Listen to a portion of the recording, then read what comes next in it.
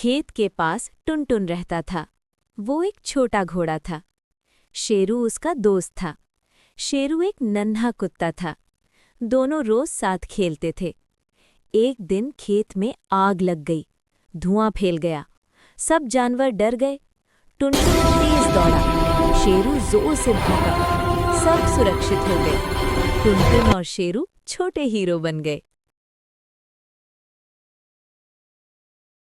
Please like and subscribe my YouTube channel and share and comment करना ना भूलना।